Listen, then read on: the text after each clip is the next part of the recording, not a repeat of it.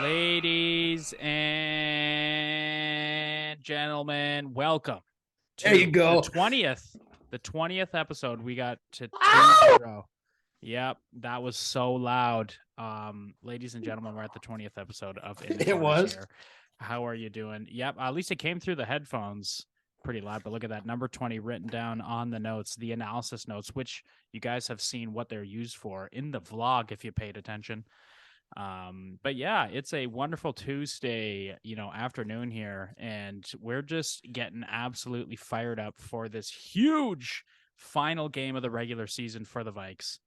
It's facing off against none other than the league leading team, Yes.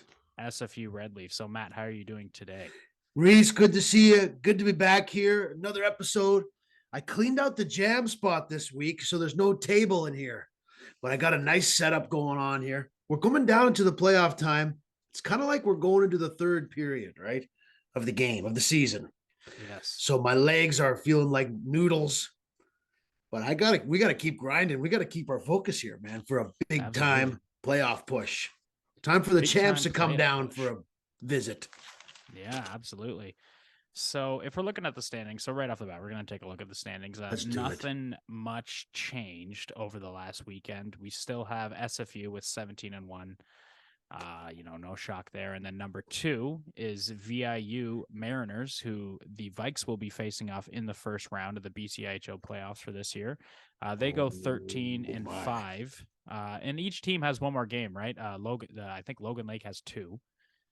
And There you right, go. and the Lakers too. So I guess they'll meet up for a couple. They're just Drop some knowledge, Reese. Yeah, we got the Vikes. This is a very successful season for the Vikes. In comparison to last year, they're performing at a level that last year they were hoping to be at this year. They were hoping that better times were ahead. They're going to bring in a lot of important roster players, and they did. And here we are. They're 11-7. And they got one OT loss, so they're 11-7, 0-1, and that puts them in the third place position. And then in the fourth place position, final playoff spot is the Okanagan Lakers. So they're 5-9 and 5-9, 0-4. So they got 4 OT losses. They're kind of like the overtime guys. They tend to bring the game past regulation. So yes. Yeah, but before we get into that, let's talk about the 2 exhibition games that the Vikes went off to over the last weekend. They faced off against the Oregon Ducks for the third and fourth and final time. They met up with them in November, I'm pretty sure, in Oregon, and they went 1-1 there. But they go off to a 2-0, just kind of, let's be honest, blowout session. Yeah. What'd you think of the games, Reese? They were great. It was good to see some of those better players. Number 7 for the Ducks, Barek Bruslovsky. He's a very entertaining player to watch, and a couple other individuals at that as well. Thomas Monroe, their leading point scorer, he was great to watch as well. He got himself a couple points or a point there, and Slayton was pretty nice. Yeah, Nick Slayton, he got himself 2 goals as well. Again, yeah. So a lot of their top performing guys for the Ducks came and showed up, but not in a large way, because the first score on the Friday was 11-1, and then the second score on the on the Saturday, the 25th of February, was 7-3. And both games was, a lot of Vikes being in their end. Not many penalties called. I think there was no penalties called in the first game. There's a couple penalties called in the second game, but just like, honestly, not many ways to put it. It was just all Vikes in the first game on February 24th. It was just that 11-1 win. Looked like an 11-1 win. So yeah, Ducks definitely want to, kind of forget about these two. I'm sure they had a good time on the trip. Completely forget. But you were ever here. Yeah. No, it was interesting. I didn't expect that to be one-sided. Oregon Ducks are in that prestigious American University League, right? Not to mention the school is pretty famous. But it kind of goes to show that the Vikes have come a long way this season. They started 0-3. They lost the first few games to the Lakers. Red Leafs went down to play the Ducks. They lost there. Then they kind of kicked it into gear after that. So good on the Vikes. They've come a long way this season. Now they can handle the Ducks no problem. Absolutely. Look at all those scoring people there, Reese, on the score sheet. There's 18 goals and a good spread showing the depth of scoring that the Vikes have going right now into these crucial games. This is what the Vikes have been looking for. When we look at some other teams, I'm not going to name names, but there's a lot of teams in the league that have scoring done by, like the Oilers. Yeah, that's a great. You know what? That's a great example. The Oilers. They have a lot of scoring done by one line ish. It kind of trickles down a little bit after that, but mainly most of the brunt of their offense is coming from one line, and whether that be a D line or a forward line, a top six situation. So the Vikes have been finding, as the weeks have went on, after the showcase tournament, they've been finding ways to get a lot of the guys outside of that freshman line that's just been shining to start scoring. And that's definitely something that's been proven true for this, Ducks game. Exhibit mid-season, or I guess you could say end of season, Ducks matchups. The two games you saw. So obviously that big line started scoring. So it's obviously good to see that line that's producing so consistently all season continues to. Yeah, I mean the Vikes got a big line too. I mean, I think most good hockey teams, they have that killer line, right? Yeah. But you're right. And this, I really liked from this weekend was Ryan Strange. He got 8 points in 2 games. He's sneaky. What Braun does, or Nolan, they'll do those cross ice passes, from side to side and really surprise the goalie and the defenseman. Well, Strange can do that too. And absolutely. I liked him. I remember in our predictions before I knew anything about the league, I picked him to lead the team in scoring just from seeing 1 or 2 exhibition games. I don't know if you remember that. Yeah. At the start, way back at the start of the season, we didn't know any of the players really. I mean, you knew the team from last year, but I like Strange this weekend. He's got 8 points, maybe someone to look for going down the stretch. Because what I think we're getting at here, Reese, is the team is deep. The Vikes are deep. They're in a good spot. They kicked the Ducks' butt this weekend, right? Yes. And they spread the goal scoring way around. Like everyone was in on there. Strange led the way with 8 points, though. Yeah, absolutely. And you love to see that. He was in a lot of good spots. And one of the biggest players that you're not seeing too often on the score sheet here, but was just, we couldn't stop mentioning his name in the broadcast, Dustin DeGo. They had him matched up with the captain, Dan Gattenby, and they were putting on an offensive clinic. There was a point where as soon as one good tape-to-tape pass came off the stick of Dustin DeGo, you almost expected a goal to come from it.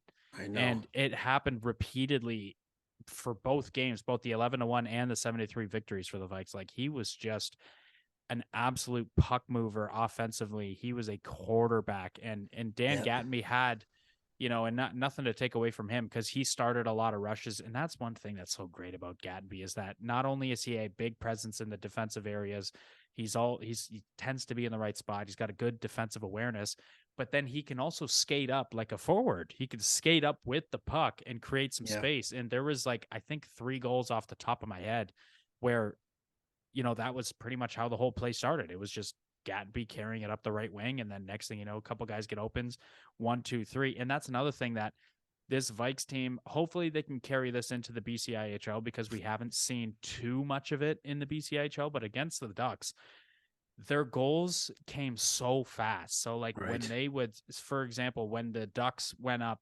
I think it was 2-1, it was immediately 2-2. And then it was 3-2 for the Ducks. And then immediately it was 3-3. And then after that, it was just kind of an outflow of goals for the Vikes. And then you mean a response? Like they were responding quickly. It was quick and it was efficient. And even in the goals that weren't, necessary for the 11-1 game, they weren't necessarily a response to anything. They were just flurries of offense, and the goals would just come so quick. They would start with 1 pass, and then the 3 passes that came after that were razor sharp, quick, hard to call as a play-by-play guy. Hard to call because it was like, oh, Braun goes to whoa, goal. Like I couldn't even get the words out before. That's what it was like. Boom, boom, boom. Right. So, well, they were skating fast. They were passing quickly. They were in dangerous areas. The Ducks couldn't touch him in front of their goal. So the Vikes should feel an inch or two taller going into this weekend against SFU. They battled them tough the last couple times. They played them 3-2 loss, 5-3 loss down in SFU. But now they kick the Ducks around, so they have a bit of that swagger going into the final game of the season. Absolutely. Anything else to say about those games? I mean, honestly, remember if the goalie's skate fell off, and that was a little comedy act there. Pilon played well. The goalies are playing well. Goalies are playing well. Pilon had a really good game in the 11-1 victory. He was faced with a decent amount of shots, although the score line doesn't suggest that. But in the third period, just as he was ready to, end out that game, he lost a skate blade, and Drapeau had to get thrown in, who did perform well as well. So well that they decided to start him for the 7-3 game. They might already had that pre-decided, but Drapeau gets the start. He faces 36 shots, and he lets in 36 saves. So he might have had 33 saves, 36 saves. Either way, 30 save night. He was doing good. There was a lot of high danger opportunities too. Definitely a little bit of a weaker performance for the Vikes. Even heard assistant coach Cole Pickup mention that they lost the third period, which is something they obviously didn't want to do. And, it was a little bit of a worse performance, but they still found a way to get the win. And that's the biggest thing, right? Is even if you're not going to come out there and play 100% like you did against, the first night, they had 11-1 win, the Vikes come out flying. Almost everything seemed to work out for them. Even when that doesn't happen, they still get themselves a 7-3 victory. So that's something they're going to want to carry into, the next coming games. I think they can just put those Ducks games in the bank and move on now. They don't even have to worry about them. They can just start practicing, start shooting, and get ready for that SFU game. Which brings us to that SFU game. So huge, huge, huge game for the Vikes. And not because of the standings implications, but rather 100% solely for the fact that this could be a view into the BCIHL finals. Now, obviously, I don't want to speak too soon. I don't want to, say some things that create an expectation that's unrealistic, or put an idea out there that, it would be better to just simply wait and see. But I feel comfortable in saying that based on how the Vikes have been playing and matching up against the VIU Mariners as of late, they did deal with a lot of adversity going against the Mariners for the first couple games of the season. They found a way to kind of get their number a little bit. And I saw many different situations in which that Vikes team had to give different looks in beating the Mariners, and they did. So, obviously we're going a little ahead. We'll go more in depth on the SFU game here, but as the playoffs come about, the Vikes are going to face off obviously in the first round against the Mariners, Cross Island rivals. And if they can get the win, this game this Friday is going to mean a lot, because although it is regular season and when it comes to the playoffs, anything can happen.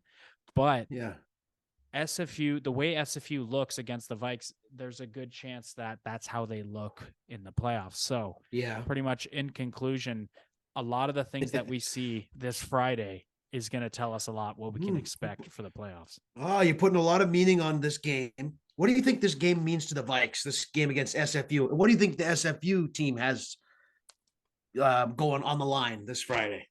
Honestly, I think I'll start with the SFU team. I think the feeling for this SFU team is we've been playing great all season. There's not many clear flaws to point out. There's definitely a couple games where, there was a little bit of an off night where, the 5-4 victory on October 1st for the Mariners over SFU. And there's lots of things that they could talk about. I'm sure that they could and they did improve on since then. But there's a little bit of nervousness in the SFU locker room, and not because they're afraid of anybody in the BCIHL, but rather they don't want to build up all of this success just to go into the playoffs with a flat foot. And, kind of all of that 17-1, just domination over the league just kind of fizzles out to nothing. But when it comes to the Vikes, I feel like this game is almost not more important than the playoffs, of course, but it's close. And the reason why is because they don't want to, it would not be great for the morale to head into the playoffs taking a huge loss to SFU. Right. Now that being said, you could take a dominant, like just a horrible loss to SFU this Friday, and then beat VIU, and then even beat SFU. You never know, right? With the playoffs, you really never know. But that is really going to take a toll on the confidence if they if they match up against SFU and they take just a complete one-sided L, and that is not going to help Well, them for VIU. that hasn't been happening in the last few times these two teams have met. The Vikes still getting a little bit outshot by SFU, but they're right there with them. Maybe a little home cooking because SFU hasn't been over here since the beginning of the season, right? They just skipped the showcase, and they've been playing. The Vikes have been playing a lot in SFU Burnaby. So we'll see what the SFU is like coming down here. I agree with you a little bit though. They're 17-1, but they still have to do it in the playoffs. Sometimes you see that sometimes in sports. The favorites, the Dodgers will lose in the first round, or you mentioned the Lightning that one time against Columbus, or Tom Brady. Lightning. The Patriots is a famous one too in against the Eagles. In football, they were and the Giants. They had the perfect season going. So it does happen. Like the champs, they still gotta assert themselves to win the championship. But looking at the UVics head to head this year, they got 5 wins on the minors. They're 3-2 against the Lakers on a 3-game win streak. They're 3-1-1 against the Mariners, but they're 0-4 against SFU. Yeah. That is their mountain, their kryptonite. So I'm kind of with you, Reese. The playoffs are next week, but this game is a special night. One, because it's the seniors appreciation night. The players who this is their last year with the Vikes. Yeah, and a little bit of a see your face. Go on. Yeah, a little. So is Braun a senior? Well, my understanding is Braun is moving on next year and playing in the States, or else going to school in the States. Okay, that makes sense. So he won't be on the Vikes next year. This is Braun's one and only season with the Vikes, unless things change, right? You can't blame him because the kid has got a load of talent, and nothing to take away from Spears and Connor Nolan at all. But Braun is a kid who I'm not sure what his future plans is, but I think you throw him into one, and this is a little bit of a hot take, but I actually don't really care. If you throw him into one of those NCAA teams in the States, one of those college teams, I'm talking Boston University, Notre Dame, those Big Ten schools, he would be a producer. He's a kid who's got he's tough fans with his edges. Oh, I'm a huge fan of him. I think he's our best player. He's got crazy tough edges. Like, he's really hard to beat when he has the puck on his forehand. He's quick. He can skate with the rest of them. He's got great vision. We've seen it all season. He's got great vision, and his shot is solid. He can kind of do it all, and it's all a matter of fitness and work ethic on whether he can kind of produce in the States. So yeah, I guess we'll have to find out where he's going, but obviously best of luck to him. We'll talk more about that next week as we will go through the senior ceremony at the home game there. So, but yeah, it's obviously sad to see Braun go, but that is a kid who's ready to fly for the playoffs. He's not going to leave this without it's special. Some sort of silver. Yeah. It's special, right? Like they were the champs last year in the VI, and now Braun is here with Spears. So it's special for those guys. No doubt they want to take it to the limit, as the classic rock song goes. Absolutely.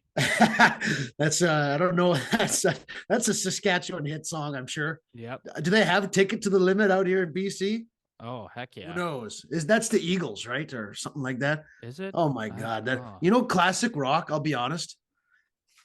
Some days I'm so sick of it, I can't stand it. Like, it's the same. Yeah, it is stuff. the Eagles. Wow, surprising.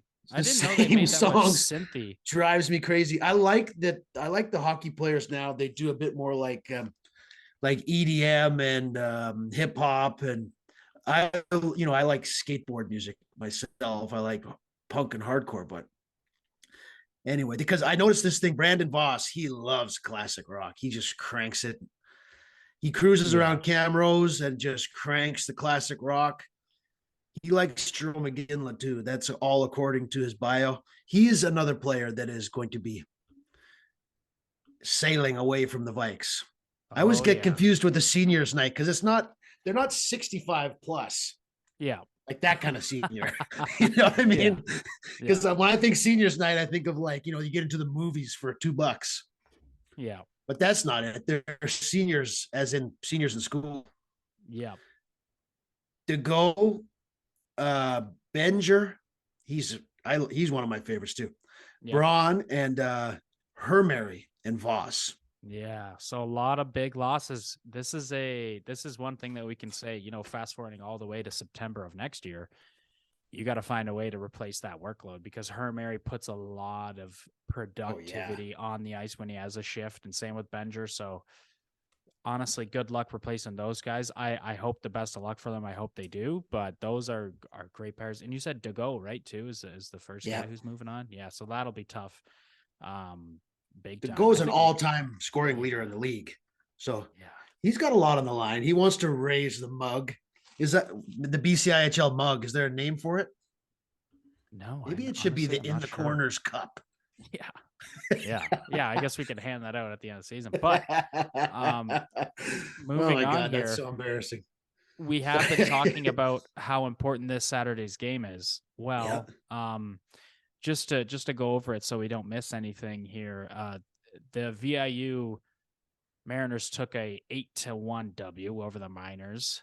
The Logan Lake Miners on the Friday, the 24th, and then on the 25th, the Lakers took a 7-1 win over the Miners, and a little bit more interestingly, the Red Leafs took a 4-2 W over the Mariners. So Yeah. again, a little bit of a closer matchup between those two. One thing we've Yeah. noticed is Mariners kind of seem to have identified a little bit of the weaknesses of this SFU team. And if I could guess, I'm not going to lie, I didn't watch the VIU versus SFU game, but if I could identify one thing that makes them find that weakness is the Mariners to me are the most physically tough team in the league. I think with some of the players that they have, they play quite physical, and there's a lot of Yeah. penalties called typically when you match up against them. I think, and this is what I was saying to you after the game on Saturday, the one thing you got to do to kind of break up the Red Leafs is play a little bit of dirty hockey. And the reason why is because Oh if you're yeah. going, and Yeah. the reason why Go is because on. if you think you're going to go and match up against this SFU team and play standard puck moving offensive hockey, it's not going to work. This SFU team's going to peel you apart. They're better at moving the puck than you. They have 3 D lines. Every single D pairing they have is capable of offense and defense. Most of their offensive players are all capable of skill too. So there's at no point you sit back and kind of readjust. It's constant pressure. It's constant speed. It's constant great passing. And knowing this, you kind of have to find a way to throw them off their game. You're not going to play their game and win. I can confidently say that if the Vikes match up with them this Friday, or if they go to the finals and they play, it's going to be a 2-game sweep quick and early because you can't just try to play simple hockey with this team. This team is just going to peel you apart if you do that. So Do you mean I more don't of a forecheck, getting body checking, going after the defense, absolutely. cycling the puck down below the SFU goal, or do you mean that type of style? Yeah, like lots of dump and chase, lots of hitting them into the boards, coming in with a lot of speed, a lot of breakout speed. Don't try to do the little pass. It's not going to work. They're going to stop it. Huh. They're too That smart. This surprises me team is, because yeah. I was coming out of the Ducks games, I was thinking like, oh my Lord, the Vikes can take anybody. The Vikes they're so I believe fast. They that come too. down and they Yeah. pass it. With the way they were passing, I thought they're ready. Yeah. But I'm with you. Yeah. I'm with you on that. The Vikes will need a well-rounded approach against SFU. They have the physical players to do it, right? They have Lucas Thompson going, Brandon Voss, Matthew Hermary, Stratton Pickett. Ben Withy's he's hard to play against. Quiet. He's not going to sit there and fight you, but he's going to get you stick in there. He's going to be right where you think you have space. Same with Gatenby. Gatenby he's calm, but he'll hit you hard and he'll put you into the boards and he'll put you on your ass. Like these are guys who are capable of doing it, but that's not their whole game. It's a little bit more of their game. Well, I watched a bit of the SFU Mariners game. When I was watching it, it's hard on the screen because it doesn't look as fast. But I was thinking because the Vikes were flying against the Ducks so quickly that I thought, the Vikes need to play faster against Yeah. SFU, because I think the Vikes can be faster than the Mariners when they're really going. They can be pretty fast. Really, I have no clue. I'm not a hockey coach. I have no idea how they're going to do it. Goaltending, defense, and offensive skill, right? Well-rounded game. I did think a couple things though about SFU. They went 0 for 8 on the power play in that game. The Mariners took 6 penalties in a row, and the SFU, their power play isn't, that doesn't make any sense. With their power play is not scoring, Hmm. and the shots were pretty equal in that game. And the other, one thing for the Mariners is that Jones is hurt. That Jones has missed the last couple games, and he's such a I good didn't know player for that. them. Yeah. So hopefully he's back in time for the playoff. But when you weigh those game notes there, SFU is maybe coming back down to earth a little bit. Hard to say. I mean, the Vikes are 0 for 4 against them, but the Yeah. time is now to jump up and beat the champs. Don't you think? Absolutely. No, I think it's now, and I think, like you said earlier, the way that they played against the Ducks should convince you that they can kind of take on anybody. And I would agree, but the thing is the way that, not to, and this is going to take a little bit of the wind out of the sails of the Vikes right now, but Hit the me. way SFU looks every night is similar to how the Vikes looked against the Ducks in those two games. Yeah. That puck moving, that passing play where it comes quick, that's how the SFU, in my opinion, that's how the SFU Red Leafs look every night. They look that sharp, that Yeah. quick, that scary. And when you know that, you have to understand, like, as well as the Vikes looked, it's a lot of those opportunities aren't even going to present themselves against the SFU Red Leafs. They're just not going to allow those openings. They're not going to allow those passes to come flying through the slot. It's just not going to happen. So there has to be a readjustment there. And again, this Friday is going to tell us kind of everything on what type of team both teams are going to go with into the playoffs. Again, like I said, playoffs, a little bit of anything could happen. So what we see on Friday could be completely different from what both teams present to us in the playoffs. But if we're going to get a good glance into it before it happens, this is probably the best glance we're going to get. So, Yep. yeah. Well, the SFU has 4 players in the top 10 in league scoring. Nick Wicks, he's got 41 points. Garrett Hilton is second. Hilton, Karamishev, and Mitch Ledger. Those are the 4 players in the top 10. Yep. Kind of rounding out their defense is Tristan Cross. Unbelievable player. Keanu Robinson. He had a big game against VIU, 2 or 3 points, I think, just last game. Cameron Chin, Kyle Jennings, who, if you followed the show for a best hair in the league award, Jennings is definitely, he's in consideration. Yep. So it's, SFU is stacked. I'm a big fan of Parkhouse, as you know, and Bromhead too, because they have size up front. That's a little bit unique. SFU, they have some size as well, for a bit more hard to handle. You know, we, on the Mariners, they got Carson Earhart, and Daniels plays pretty big. Hilton's pretty big. Yes. Yeah. Yeah. So we're just kind of throwing things at the wall here, Reese, right? About this. I mean, I'm fired up for the game Friday. It's the final game of the regular season for the Vikes. Yep. And SFU is, they're going to be putting it all on the line. Absolutely. Yeah, no, they're going to throw it all on the line. And one thing you have to do is you have to just make adjustments. And obviously the Vikes right now, their whole mental state overall for the next month is practice for VIU. Watch VIU film, look at how VIU is playing, and that'll be your first round matchup. So that's the priority. But against SFU, they can try out a lot of the things that they think will work against VIU. And maybe if that happens to work as well against SFU, then the Vikes have themselves a really good game plan going into the playoffs. Just a complete good game plan. So, you know, UVic versus SFU is 0-4. We know that. We know that versus the Mariners, they're 3-1-1, and against the Lakers, 3-2, and then obviously against the Miners, they're 5-0. And the big thing about the Miners games and the Lakers games is you got to stay positive if you want a successful season. And they've done a good job of being positive with every team but the undefeated SFU. So, if they can use that, they're going to have to kind of collect and list all of their blessings so far in this BCIHL season and try to kind of combine it into creating a lot of positivity and preparation for this huge playoff series coming. They're not going to like a first round loss at all. Not that not that any team does. But the point is, some teams have such lower you know what I mean? Yeah. Some teams do have lower expectations. So when they do make the playoffs, they're like, okay, we made it. It was very hard to get here. Let's just put our best foot forward. And if we lose, we lose. But this Vikes team does not want to do that. They don't want to fall short. And for me, this seniors appreciation time for the graduating players, that puts it all into focus.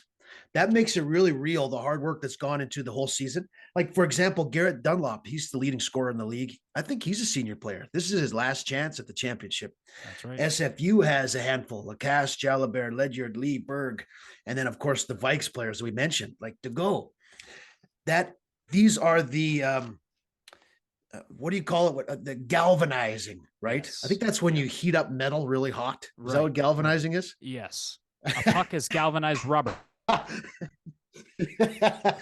Oh, yeah. Thank you, Reese. So these are motivated teams, right? Look at that. Their star players and their leaders, this is their last kick at it. So that makes the playoff run here really dramatic. It's going to be a lot of heartfelt hockey games in the next month.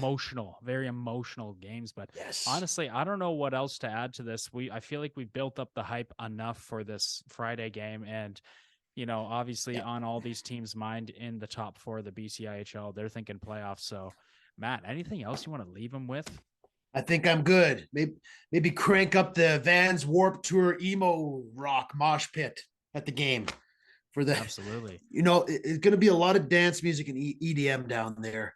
They're going to need it. They're going to need that energy. Yeah. Oh, they're going to need the EDM big time. And, Reese, good job with all the remixes for the shows and 20 episodes. How about that? Yeah. Pretty good. Pretty good on us.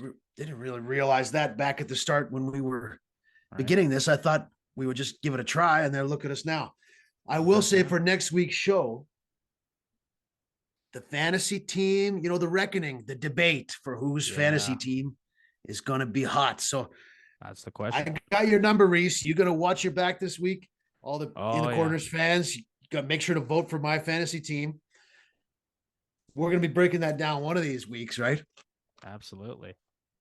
Yeah, very soon. How about you, Reese? How are you feeling? Last thoughts for you? Good. I am excited. This Friday game's important. Hopefully I can make it. I got a little bit of stuff going on, so I'm hoping I can kind of make a couple changes so I can make my way to that. But just huge situation for the Vikes here, and falling short is going to lead to a lot of negativity in this team. So honestly, I don't want to put out too much negative news out there, but I know for sure this Vikes team has urgency to get a couple wins here. Oh yeah. Going into the playoffs, they're going to want to get to that BCIHL final. And honestly, I could be fair here.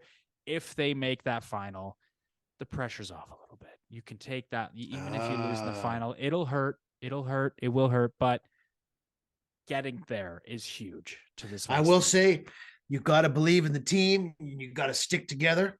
And as Ted Lasso says, just believe, right? You ever seen that show? I didn't watch it, but I know how much of he's really grown the sport of, soccer here in the North America, just with that TV show. So you love to see hopefully a hockey equivalent. Step by step. Hey, well, that's what we should do. We should do a Ted Lasso hockey show. You love it? Well, they kind of have Shoresy, they have Letterkenny, and that's not the same, but it's similar. Not as motivational or family friendly. Yeah. Far from both those things. Yeah.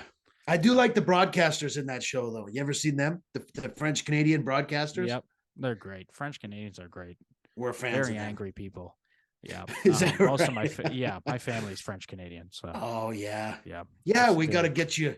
We'll do maybe we'll do it in the corners Francophone version too. Yeah, we will. We'll bring in a French speaker, and I'll just start swearing in French, and that'll be it. Ladies and gentlemen, Bien, Mathieu. My name, Mathieu Bien. Yeah. I do the color, right? That's what they do on that show, right? I do the color. There, you go to box, feel shame. It's a great scene in a slap shot, trying to explain how penalties work.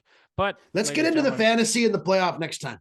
Next time, we're going to break down our fantasy, see how the points did for each individual that we picked on those teams. And we'll get right into the playoffs. So, ladies and gentlemen, it's been Reese Savoy and Matt Good, the UVic hockey broadcast team. Thank you so much for watching this video, and tune in to the next important BCIHL showdown this weekend. And then, of course, our episode that's coming next week. So everybody have a great one. Number 20. Take it easy, guys. Take it easy. Bye. Ah!